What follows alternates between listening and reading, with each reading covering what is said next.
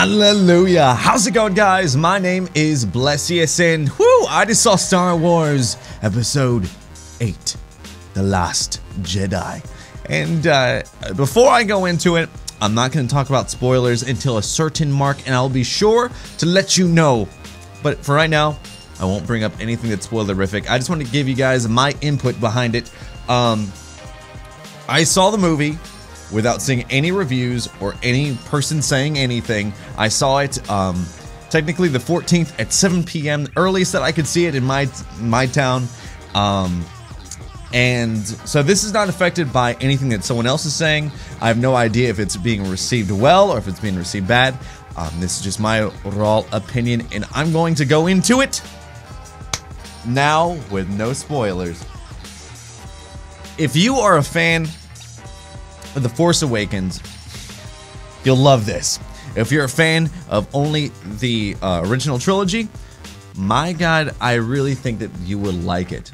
I think you will genuinely like it.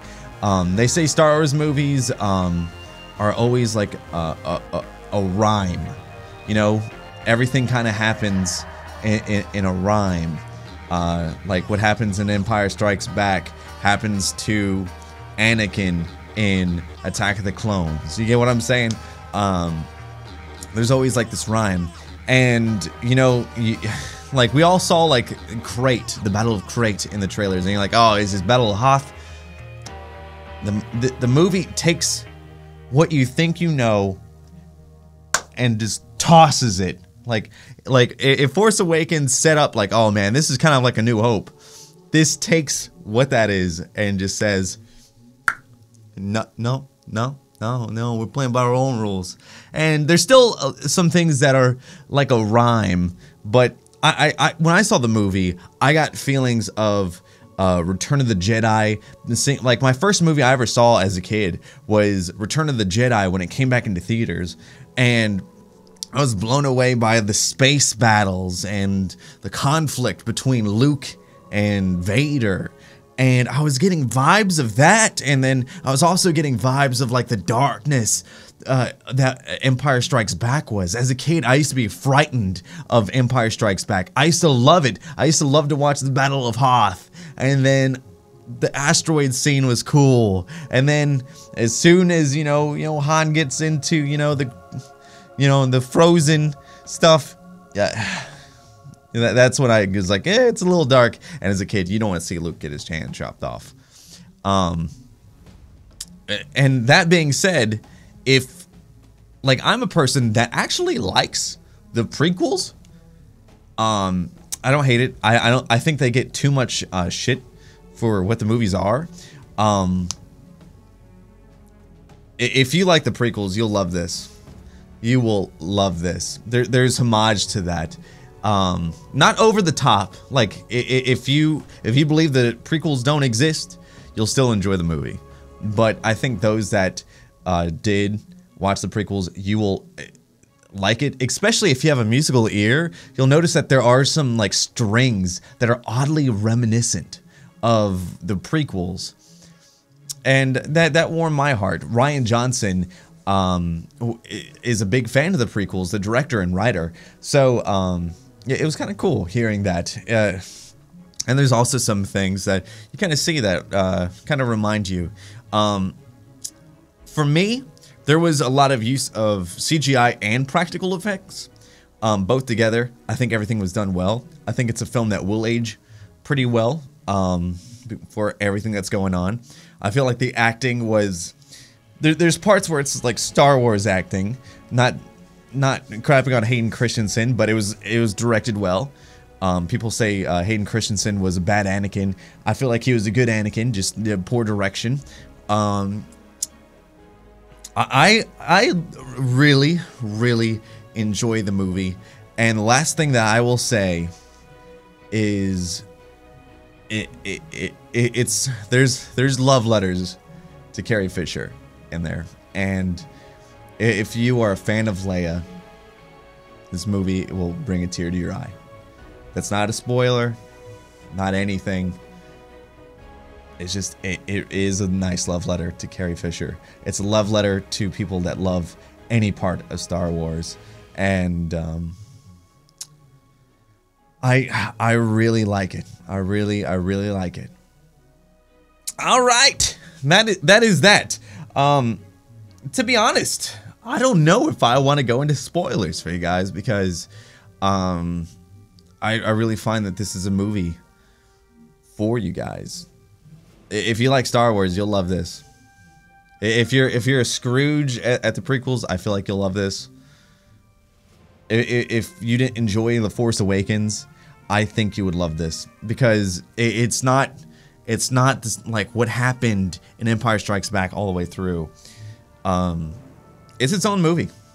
It's its own movie, and I adore it for that. And I kind of wish Rian Johnson would direct Episode 9, like not crapping on JJ or anything, JJ Abrams, but I'm really a big fan. I'm a really big fan.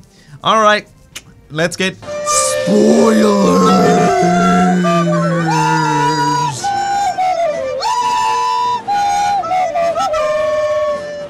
Now, this is your second spoiler warning, so click off the video. Not many people give you this much time. All right, so for those that have seen the movie or those that just don't care, holy crap, the movie throws you, like, you go into the movie thinking, all right, Snoke is gonna be like Palpatine, yada yada yada, and all right, I feel bad for saying this, but we're about 6 minutes into the video and I already gave 2 spoiler warnings, so this is the third and final spoiler warning. I was not expecting Snoke to get killed off in the middle of the movie so unexpectedly and to such a cool way that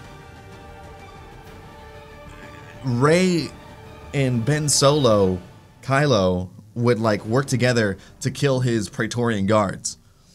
That was one of the best moments in the movie, and it wasn't like the lightsaber fights weren't like prequel fights where it's just like, you know, dun, dun, dun, dun, dun, you know, just like this crazy stuff. It's like these guys just have what they think is hacking and whacking, and it's brutal. It's just brutal, you know, and I have to, my hat's off to it. My hat's off to it. I thought that was cool. And that made kind of like the Supreme Leader Kylo. And the whole time of the movie, you know, Rey starts out trying to get Luke to, you know, train her. And he is so stubborn. No, no, no, no, no, no. And then he slowly comes around. And then, you know, it's kind of funny because, like, there's like on the planet of Octu where they're at, it's an old Jedi temple. But there's like this little dark cavern that, I guess it's supposed to balance out the light, but it's like darkness or whatever, and she's drawn right to it. And I guess like every Jedi or Force user is kind of like attracted to either, because I think what they're trying to say is it's like you have to find the balance in the Force. You have to find the balance in the good and the bad. Bad has to happen and the good has to rebound it. I don't know. Maybe I'm just thinking too into that. And you know, Luke was a little too like, this is too much. But he slowly comes around and around. And he's hard-headed, but he kind of teaches Rey, and then she flies off. So like in the movie, it's kind of like Luke is a hybrid Obi-Wan and Yoda, and that's what I thought. And I really was surprised by Luke's actions. What I would have thought happened with Luke would be a whole lot different. But it was kind of cool that he got the chance to kind of teach her, but be a pain in the ass at the same time. And Mark Hamill was amazing in the movie. It was a real treat to see Luke Skywalker back on screen, even though he was kind of like a Scrooge McDuck, because he felt so bad because of what happened with Kylo. And he sensed like this great anger and hatred building up in Kylo, because Snoke had like been corrupting him slowly over time, and it was just building, and he thought like he was just turning. And to find out like how, like the final, like how they last saw each other, I really thought that was really cool. I thought that was really cool. I'm trying to be a little cryptic because the movie is just, I really, if you've seen it, you know what I'm talking about. But at the same time, if you haven't seen it, you don't know what I'm talking about. I found the link between Kylo and Rey pretty cool. like all the Force things that you've seen in previous movies don't, like, it's not what you've seen before, and I like that between Kylo and Rey. Carrie Fisher, I loved what they did with her. Poe Dameron is an absolute badass in the movie. I really liked that character in this movie. I liked Rose and Finn and how they work together, going to that casino, trying to find this guy that can break First Order ship codes, and they come back with Benicio del Toro, and like he has like this weird like what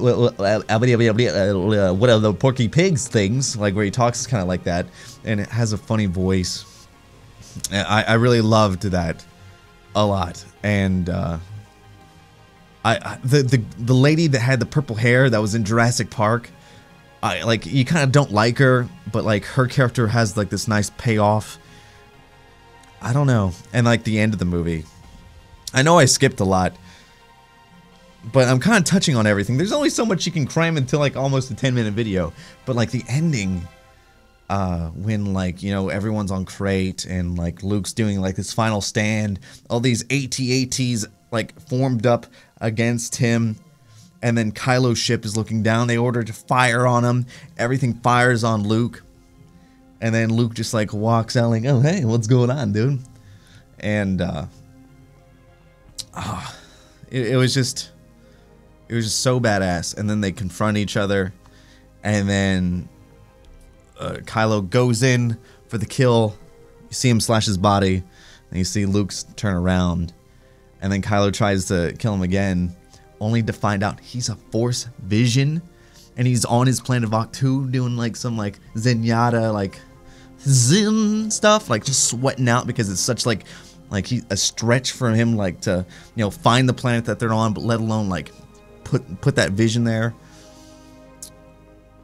Everyone escapes all handily. Everyone's in the Millennium Falcon. That's part of the resistance that's left. And then Luke passes away. I was really like, so like that Force ghost or that Force vision that he was showing was so hardcore that like he's like, all right, I did what I had to do. You know, the next generation is moving on in the Falcon far away, and I can be at peace. All of a sudden, this binary sunset goes up.